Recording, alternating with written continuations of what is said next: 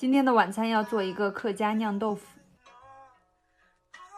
一个凉拌苦菊。大家应该看出来，我平时不是太喜欢吃豆腐，因为小时候我奶天天吃豆腐，然后吃的我实在是太腻了，然后就好多年都不是很喜欢吃豆腐。然后上次我就在外面餐厅吃的那个客家酿豆腐，然后我觉得特别好吃。一定要选用五花肉，加入1勺玉米淀粉、盐和葱白。把它抓匀，可以不用放淀粉呀或者料酒之类的，就这样比较干一些的。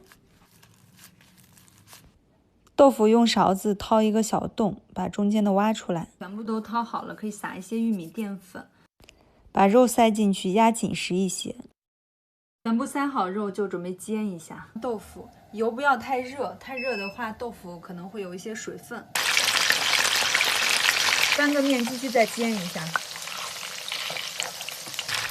可以借助一下勺子比较好翻面，每个面都煎的焦香一些，比较好吃。煎到金黄，把多余的油倒出来。胡椒粉的多少就根据自己的口味放就可以了。酱汁放入玉米淀粉、一点盐，加一些清水，加一些酱油，加入调好的酱汁。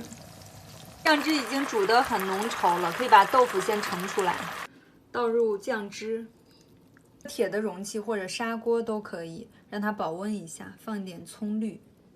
做好的特别好吃的客家酿豆腐，这个菜也是特别下饭的一道荤素搭配的菜。尝一下妈妈做的这个豆腐，她做的时候跟我说挺下饭的，我觉得也挺发胖的，因为她用油炸的。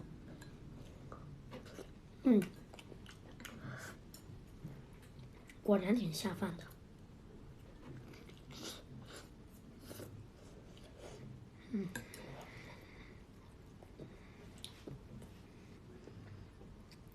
看，一下子就被我把肉吃完了。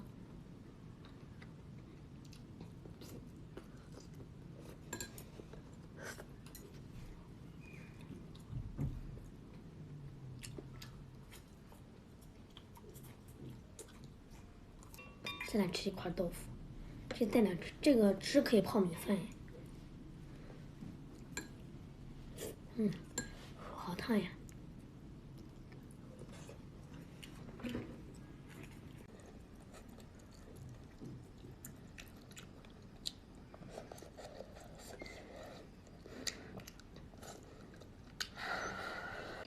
看，我也发明了一种豆腐，妈妈里面加的肉，我里面加着米饭。